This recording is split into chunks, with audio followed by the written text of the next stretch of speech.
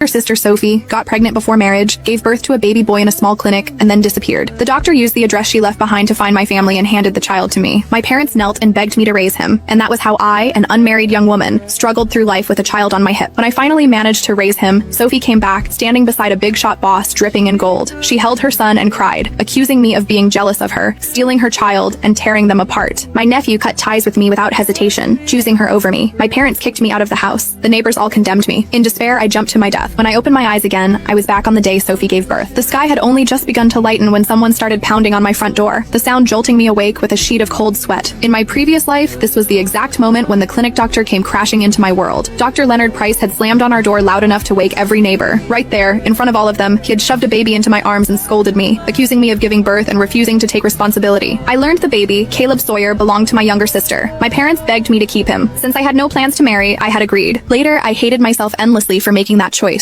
Now, hearing the knocks again, a chill ran through me. I shot upright, hurried to the door, and pulled it open. A familiar face stood there. Lynn Sawyer, you gave birth to a child and abandoned him. You know child abandonment is a crime. The neighbors were already waking up one by one, stretching their necks to catch a glimpse of the commotion. I stared at him. Then, in the next breath, I yanked off my slipper and swung it straight across his face. You shameless old man! You dare show up at my door and frame me? I don't even have a boyfriend and you claim I had a baby? Have you ever seen a woman who just gave birth and can still fight like this? Do I look like I just had a baby? My blows came so fast he was left speechless. Across the hall, my neighbor, Mrs. Marjorie Hale, finally reacted. That's right. Lynn goes to work every single day. I've never seen her with a pregnant belly. Did he get the wrong person? I recognize him. Isn't he the doctor from that shady clinic on Meadow Street? Hands on my hips, I shouted. You filthy crook, running a sleazy clinic and trying to scam me. Call the cops. Call them. The moment he heard the word police, Dr. Price panicked. I won't argue with you. I grabbed a fistful of his hair. You don't want to argue, but there's no way I'm letting you walk away. Then I pulled out my phone and called, hello 911, someone is trafficking a baby. Stop talking nonsense. You can explain everything when the police arrive. If you don't, I'll smash your clinic myself. Heaven had given me another chance. Every humiliation, every injustice from my last life, I was unleashing them all now. By the time the police arrived, Dr. Price was standing there with bruises on his face, holding a newborn baby. I stood in my pajamas, clutching a slipper, seething. Neighbors crowded around us. When the officers heard what happened and saw the infant with its umbilical cord still attached, they were stunned. What is going on here? Tell the truth. This is the address and name the patient left, Dr. Price stammered, pulling a medical record from his pocket. The officer checked it. The address was mine and the name matched mine. I crossed my arms. I don't know anything about this. Someone must have used my name to give birth and is now trying to dump the baby on me. The moment the words left my mouth, my parents appeared in the doorway. Lynn, since you don't want to get married anyway, why don't you take him in? Said my mother, Elaine Sawyer. My father, Richard Sawyer, nodded urgently. It would be better if you just raised him. Mom, Dad, what are you talking about? How could I casually adopt a child with no known background? We don't even know who his parents are. What if they're addicts? Bad genes get passed down. I'm not raising a future ingrate. My parents froze, struck speechless. Dr. Price's expression soured.